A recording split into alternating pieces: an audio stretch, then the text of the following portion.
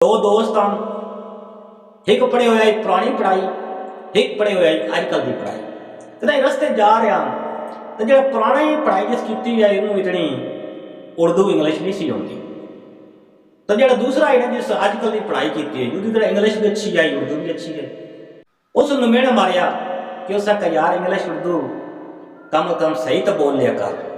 उस आखा मेरे दोस्त तू सच्चा है, तू पढ़िया यूनीवर्सिटियां तो वड्डिया वड्डिया स्कूलों के असी पढ़िया प्राइमरी स्कूल दे विच, तेरे सिर ते पखे ते एसी लगे होंदे सन। गल तवज्जो जरा करना, तेरे सिर ते पखे ते एसी लगे होंदे सन। साडे असा पढ़िया एक खजूर के दरख्त के थले सिणी की बोरी उत्ते बह के, जो सिणी की बोरी उत्ते बांधिया से तो एदो सूरज निकलता ही ना जिस वेले, तो सिणी की बोरी ने असीं अगे छोड़ खिंच लेना। फिर जो आना ना सूरज पाना उस सिणी की बोरी के उत्ते धुप आने करने शुरू हो जानी, फिर अगे खिंच लेना। कई बारी बारिश हो बंजी आ ना तो छुट्टी हो पैंदी है, मास्टर आते हैं तुम छुट्टी कर जाओ, तो कई बारी मास्टर आते भी कोई ना।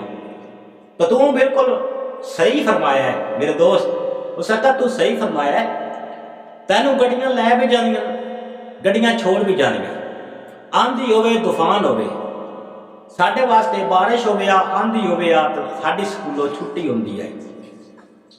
सिर्फ मेरे दोस्तों गल सुनाने का यह मतलब है कि सानू मेड़ा नहीं मारना चाहिए, बिल्कुल भी कि सानू मेड़ा नहीं मारना चाहिए। अगर मेरे दोस्तों उसका दिल रखने लई ना, अगर वो इंग्लिश या उर्दू की अच्छी नहीं ना तो उसका दिल रखने लई कहो कि यार बड़ी अच्छी इंग्लिश बोलना है, बड़ी अच्छी उर्दू बोलना है, उन्होंने अंदरों एक फीलिंग आएगी,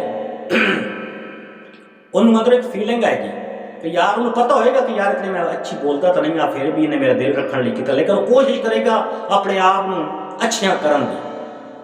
और जिवें मेरा दिन ना हर यूट्यूब पर आता है डीमोटिवेट ना किसी कीता करो, मोटिवेट कीता करो, ये अक्सर मैं भी गल आदा रहना वा। छोटा का मेरे दोस्त तू सच्चा है, तू ना गड्डियां ते असी पैदल ही आउंदे आसे ते पैदल ही जांदे आसे, ते जदों घरों लेट हो गई आ ना तो यकीन कर छित्तर पाउंदे आ सानू, हत्थां ते सोटियां पाउंदियां, ते तुहाडे नाल कतरा टीचर गुस्से नाल गल भी कर वंजे ना तो तुहाडे घर दे फोन ते लड़ना शुरू कर दिंदे।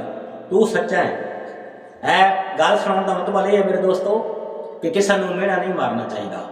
अगर किसी की उर्दू या इंग्लिश कमज़ोर हो ना तो उन्होंने फिर भी कहो यार तेरी उर्दू बड़ी अच्छी है, तेरी इंग्लिश बड़ी अच्छी है, ताकि कोशिश करेगा, उन्होंने अंदर एक फीलिंग होएगी यार मेरे दोस्त ने मेरी बड़ी तारीफ की है तो मैंने होर अच्छी तो अच्छी करा। याद रखिए इस दिन आ रही, अगर मेरी ये वीडियो पसंद लगी हो तो चैनल को लाइक सब्सक्राइब जरूर कर दे। अल्लाह सोने दिया।